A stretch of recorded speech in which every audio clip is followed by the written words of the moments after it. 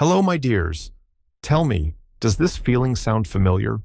Evening descends on the city. You're looking forward to resting. You get into bed, but sleep just won't come. Or you wake up in the middle of the night and toss and turn until morning, only to greet the day with a heavy head and a feeling of fatigue, as if you hadn't slept at all. We sometimes hear unsettling stories, like the one that inspired the title of this video. But let's focus not on fears, but on what we can control, on how to give ourselves truly restorative sleep. With age, especially after 70, our bodies change. The production of melatonin, our natural sleep hormone, may decrease, and our internal clocks, which regulate sleep-wake cycles, become more sensitive. And do you know what often prevents them from working correctly? Not some complex illnesses, but our everyday, often unconscious habits before bed. Imagine your sleep is a quiet, calm river. And certain evening rituals are like big stones that we ourselves throw into this river, creating ripples and disturbing the flow. This could be a heavy dinner shortly before bed, forcing your stomach to work all night like a tireless furnace stoker. Or a cup of strong tea that jolts you awake like a sudden alarm clock in the middle of the night. Or even the seemingly harmless act of watching the news before bed, which sets off a carousel of anxious thoughts in your head. But there's good news. By changing just a few of these habits, you can significantly improve the quality of your sleep and consequently, how you feel during the day. You'll wake up rested, full of energy and strength for new activities, for spending time with loved ones, for your favorite hobbies. And my advice will be simple, understandable, and accessible to everyone. I promise, no complicated diets or exhausting exercises. Let's figure out together how to bring back the joy of peaceful nights and energetic mornings. Please watch this video to the end, and you'll learn what small steps can lead to big and pleasant changes in your life.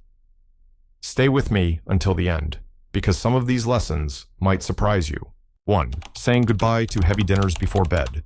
Okay, the first stone we'll remove from the path of our sleep is a heavy, fatty, or large dinner shortly before heading to bed. I suggest replacing it with a lighter meal, and doing so at least 3 hours before sleep. I know. For many, dinner is the main meal of the day, a time to gather the whole family.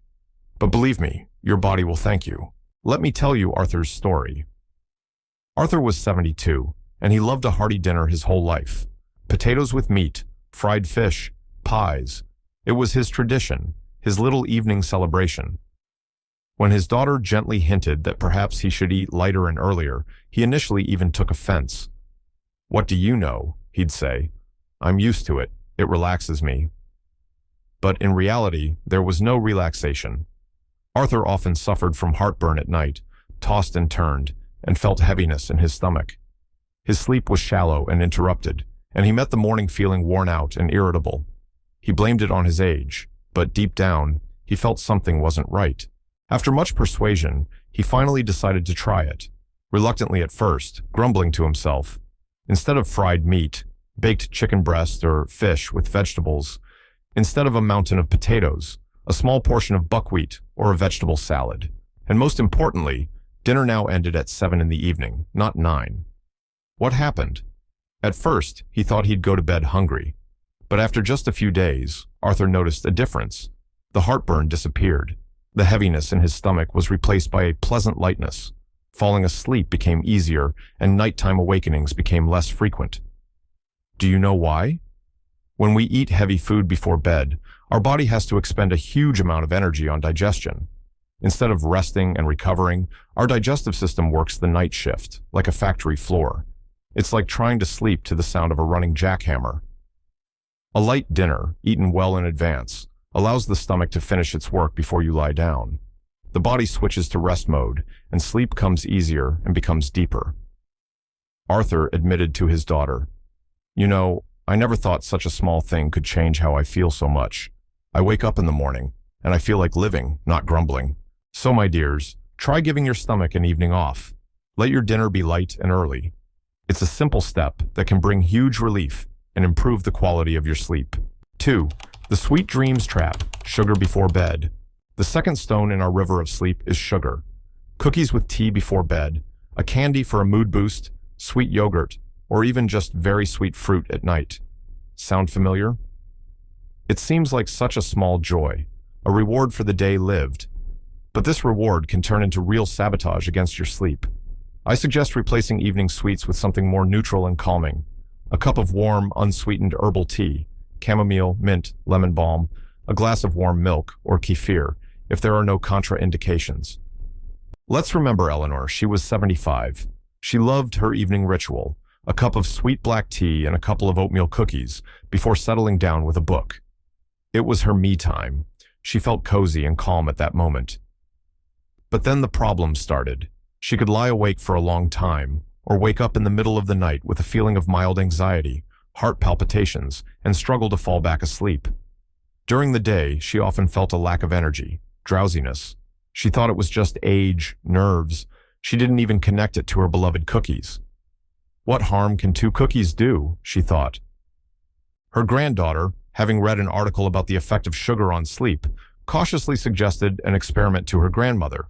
Replace the sweet tea and cookies with a cup of warm chamomile tea without sugar. Eleanor agreed, but without much enthusiasm. Herbs don't taste good, she sighed. For the first couple of evenings, she missed the familiar taste, but within a week, she noticed amazing changes. Falling asleep became easier. Nighttime awakenings became much rarer, and if they did happen, she quickly fell back asleep. Daytime drowsiness disappeared, and she had more energy.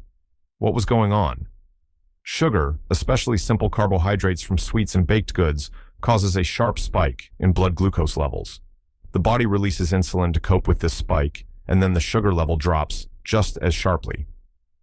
This blood sugar roller coaster before bed can cause anxiety, nervousness, a burst of energy when it's least needed, and then a sharp drop, which can also disrupt sleep. It's like trying to lull a baby to sleep by tossing it in the air. Herbal tea or warm milk, on the other hand, have a gentle calming effect without causing sharp sugar fluctuations. They help relax and prepare the nervous system for sleep, like a quiet lullaby. Eleanor now brews herself chamomile tea every evening and says, "I didn't know calm could be so tasty. I sleep like I did when I was young." Therefore, my dear friends, try to give up the sweet boost before bed. Choose calm over a sugar storm. You might be surprised how much better you'll sleep and feel during the day. If you're still watching this video and finding the information useful, please write the number 2 in the comments, or just something nice if what I'm saying is helpful, so I know you're here. And if you haven't subscribed yet, now's the time. Subscribe and hit the bell so you don't miss any new videos. All right, let's move on. 3. The blue screen, enemy of a peaceful night. The third habit interfering with our peaceful sleep is spending too much time with screens before bed. TV, tablet, smartphone, computer. We watch news, movies, chat on social media, read articles. It seems like it helps us relax, distracts us from the day's worries. But in reality, the blue light emitted by these devices tricks our brain. I suggest you replace evening screen time, at least an hour or an hour and a half before sleep, with calmer activities that are better for sleep. Reading a paper book under dim light, listening to calm music or an audiobook, having a quiet conversation with loved ones, or taking a light, unhurried walk if the weather permits. Here's the story of George. He was 78. He was an active man, interested in everything. He spent his evenings in front of the TV, first the news, then some detective show or political talk show, or he'd sit with his tablet, reading news online. He usually went to bed late, but couldn't fall asleep for a long time. Thoughts swarmed in his head. He replayed what he'd seen and read, worried, analyzed. His sleep was shallow and anxious. He'd say, "What else is there to do in the evening?" Stare at the ceiling. He felt that without the TV or tablet, the evening would be boring and empty. He was used to this background noise, this flow of information. His son, a doctor, patiently explained to his father about the effect of blue light on melatonin production. "Dad, understand.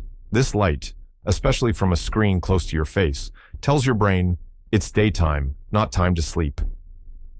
Your body simply can't switch to rest mode." His son gave him a comfortable armchair and a reading lamp with warm light, and brought a stack of interesting magazines and books. George agreed to try, albeit skeptically. The first few evenings felt unusually quiet. His hand kept reaching for the remote or tablet, but he forced himself to pick up a book. At first, he read a little, then he got into it. He started listening to classical music, which he loved in his youth. And what do you think? Within a week, he noticed his eyes started to feel heavy around 10 in the evening. He'd get into bed and fall asleep much faster. Thoughts stopped darting around in his head like frightened birds. His sleep became deeper. In the morning, he felt truly rested. The blue light from screens suppresses the production of melatonin, our main sleep regulator. It's like trying to fall asleep in bright sunlight. The brain receives a signal to stay awake. Furthermore, the information flow, news, movies, social media, stimulates mental activity and evokes emotions, often anxious ones, which hinders relaxation. Reading a paper book under warm light, calm music, quiet conversation, all these, conversely, help to slow down, calm the mind, and smoothly transition from the day's hustle to nighttime peace. George now says, "I've rediscovered the joy of reading in silence. Turns out, evenings can be calm and fulfilling without that flickering on the screen. And I sleep like a baby now." My dears, try giving your eyes and brain a digital detox before bed. Turn off the screens at least an hour before bed. Gift yourself this time for real rest and preparation for sleep. Let your evening be lit by the warm light of a lamp, not the cold light of a screen. 4. Careful with liquids, especially in the evening. The fourth habit that can seriously disrupt your night's rest is drinking large amounts of liquid, especially beverages with caffeine or alcohol in the evening. Yes, drinking enough water throughout the day is very important, but fueling up with liquids at night almost guarantees nighttime trips to the bathroom, which interrupt sleep and prevent you from getting proper rest. I suggest you shift the main volume of your liquid intake to the first half of the day and afternoon, and try to drink less 2 to 3 hours before sleep. And definitely avoid coffee, strong black or green tea, cola, and alcoholic beverages in the evening. If you're thirsty, take a couple of small sips of plain water. Listen to Margaret's story. She was 71. She always loved having a cup or two of strong tea in the evening while watching TV. Sometimes, on weekends, she'd allow herself a small glass of wine or a little cognac to relax. She thought it helped her relieve stress after the day, but she slept poorly. Every night, she woke up 2 to 3 times to go to the bathroom. She considered this an inevitable age-related change. "Well, what can you do? My bladder isn't what it used to be," she'd say. She felt worn out in the mornings, but didn't connect it to her evening drinks. She felt that if she didn't drink her tea, she'd be missing something. Her mouth would feel dry. Her doctor, during a routine checkup, asked her in detail about her daily routine and habits. Hearing about the evening tea and alcohol, he shook his head. "Margaret," he said, "you're creating the problem yourself. Caffeine, found in tea and coffee, is a stimulant and a diuretic, meaning it makes you need to urinate. Alcohol, although it might initially cause drowsiness, disrupts sleep architecture in the second half of the night and also has a diuretic effect. Plus, the sheer volume of liquid before bed puts a load on your kidneys and bladder." He advised her to drink more water in the morning and during the day, and after 6 p.m., limit herself to 1 glass of water or unsweetened herbal tea, and even then, only small sips. He recommended eliminating alcohol before bed entirely. Margaret decided to follow his advice, though apprehensively. She thought she would suffer from thirst, but the doctor explained that if she drank enough during the day, she shouldn't feel very thirsty in the evening. She moved her beloved cup of tea to the afternoon, and in the evening, only drank a little water if she really felt the need. And a miracle happened. After just a few nights, the number of awakenings decreased to 1, and sometimes she even slept through until morning without interruption. Her sleep quality improved dramatically. Morning grogginess was replaced by a feeling of freshness. Her kidneys and bladder could rest at night along with the rest of her body instead of working in emergency mode. Imagine, your sleep is a long, peaceful train journey, and each nighttime trip to the bathroom is an unscheduled stop that throws off the schedule and prevents you from reaching your destination, morning energy, on time and rested. Margaret now laughs. "Wow, I thought it was old age, but it turned out to be just tea at the wrong time. Now I sleep, and my bladder sleeps too." My dears, pay attention to what and when you drink in the evening. Try to drink the bulk of your liquids during the day. Avoid caffeine and alcohol before bed. Allow your entire body to rest at night without unnecessary wake-up calls. If you haven't subscribed yet, be sure to subscribe and turn on the bell so you don't miss new videos. Your support helps us continue creating useful and inspiring content for you. And now, let's keep going. 5. Chaos before bed or a calming ritual? The fifth point worth paying attention to is the lack of a clear, relaxing pre-sleep ritual. Often, we go straight from active daytime tasks or evening chores, watching disturbing news or solving problems, right into bed. And then we wonder why we can't fall asleep, why thoughts are spinning in our head, and our body is tense. Our brain and body simply don't have time to switch from fight or flight mode to rest and recovery mode. I suggest you create your own small, 15-30 minutes, but consistent pre-sleep ritual that will signal to your body, it's time to calm down and prepare for sleep. This could be anything that relaxes you: a warm bath or shower, a few pages of a light, pleasant book, a paper one, listening to very calm music, gentle stretching or breathing exercises, keeping a gratitude journal, or just sitting quietly in a chair with a cup of herbal tea. Let's recall David. He was 74. He was a man of action, always busy with something. Even in the evening, he might sit at the computer until the last minute sorting out bills, or discussing matters over the phone with his children, or simply thinking about plans for tomorrow. Then he'd brush his teeth and into bed. Lying in the dark, he continued to replay conversations, plans, problems in his head. His body was tense. He felt stiffness in his neck and shoulders. He had difficulty falling asleep and often woke up. The idea of any kind of ritual before bed seemed like a waste of time to him. "That's all nonsense," he told his wife. "Tired, lie down and sleep." But sleep wouldn't come. He got angry at himself, at his insomnia, which made it even harder to relax. His wife, a wise and patient woman, suggested he try a simple thing. Take a warm bath with a few drops of lavender oil every evening before bed. Just lie there for 15 minutes. Don't think about anything, she said, and then straight to bed. David initially refused, but his wife insisted. He tried it. The warm water relaxed his tense muscles. The scent of lavender was calming. The silence and lack of external stimuli allowed his thoughts to slow down. After the bath, he felt a pleasant drowsiness. He got into bed, and, to his surprise, fell asleep much faster. After a week, he added another element to the ritual. After the bath, he would sit in his armchair for 5 minutes and just breathe slowly and deeply, trying to think of nothing. The result was even better. Why does this work? Our bodies love predictability. A consistent pre-sleep ritual works like a conditioned reflex, like a signal to the brain and body. Attention, sleep is coming soon. It helps lower the level of stress hormones like cortisol, which interfere with falling asleep. It switches the nervous system from an excited state to a calm one. Imagine driving at high speed and slamming on the brakes at a traffic light. It's stressful for the car and for you. A pre-sleep ritual is like a smooth deceleration, a gradual transition to a stop. It's like tuning a musical instrument before a concert, so it sounds harmonious. David now says, "My 20 minutes of quiet and warmth in the evening, it's the best medicine for insomnia. I had no idea it was so important to properly wrap up the day." My dears, find your own key to relaxation before bed.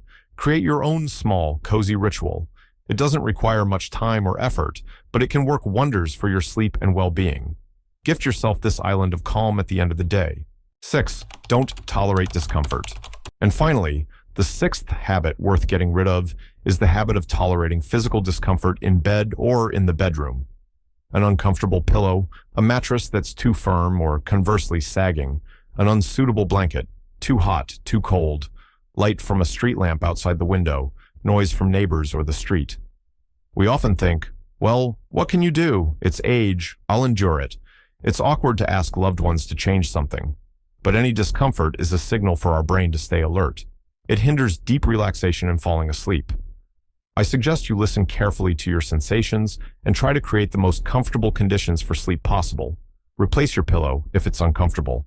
Think about your mattress. Choose a blanket appropriate for the season. Use blackout curtains or an eye mask if light bothers you. Try earplugs if noise is an issue. Here's Susan's story. She was 76. She slept on an old spring mattress and used a pillow that had long lost its shape. She often woke up with neck and back pain. Additionally, her bedroom was quite stuffy, especially in the summer, but she was afraid of catching a cold from a draft and didn't open the window. At night, she often woke up from discomfort, tossing and turning, trying to find a comfortable position. In the morning, she felt not rested, but rumpled and worn out. She would sigh and say, "Old age is no fun, bones ache, sleep isn't the same." She had simply resigned herself to this discomfort, considering it an inevitable companion of age. Her children, visiting her, noticed how poorly their mother slept. They persuaded her to buy a new orthopedic pillow that would support her neck in the correct position. And for her birthday, they gave her a new, good mattress, not too firm and not too soft. They also bought her a lightweight, breathable blanket for the summer and taught her how to properly ventilate the room before sleep, creating a comfortable coolness without drafts. Susan initially regarded these changes with caution. She was used to the old ways. But the very first night on the new mattress and with the new pillow amazed her. She slept almost the whole night without waking up. In the morning, the pain in her neck and back was significantly less. The comfortable room temperature allowed her not to sweat or feel cold. She felt better than she had felt in many years. Why is comfort so important? During sleep, our body needs to rest and recover. If it's uncomfortable, if something hurts, presses, or interferes, muscles remain tense, the brain receives alert signals, and sleep becomes shallow and interrupted. It's like trying to sleep on rocks. How can you rest like that? Creating a comfortable sleep environment isn't a luxury, but a necessity for health. It's like a caring gardener who creates the ideal conditions for a flower to grow, the right soil, watering, light. Susan now says, "I had no idea a comfortable bed could affect life so much. I sleep better, my back hurts less, and my mood is completely different. Turns out, I've still got it." My dears, don't ignore your body's signals. Your comfort during sleep is the key to your health and well-being. Listen to yourself. Is your pillow comfortable? What about your mattress? Are you too hot or too cold under the blanket? Is light or noise bothering you? Try to eliminate all disturbances. Take care of your little nest for sleep. You deserve to sleep comfortably. So, those are 6 simple steps, 6 small changes in evening habits that can lead to big results: calm, deep sleep, and a bright, joyful morning. Remember, my dears, your age is not a sentence for poor health or insomnia. It's a time of wisdom, experience, and you have every right to enjoy every day feeling good. Perhaps some of this advice will seem unfamiliar, requiring a little willpower to change rituals established over years. But I believe in you. You've been through a lot in life, and you are definitely capable of handling these small changes. Start with one thing, with what seems easiest and most relevant to you. Give it a try. Listen to yourself, to your body. You'll see, even small steps towards self-care yield surprising results. Don't postpone your well-being until later. Take care of your sleep today, so that tomorrow greets you with a smile and renewed strength. I wish you the most peaceful nights and the brightest, most energetic mornings. Believe in yourselves. You can do it.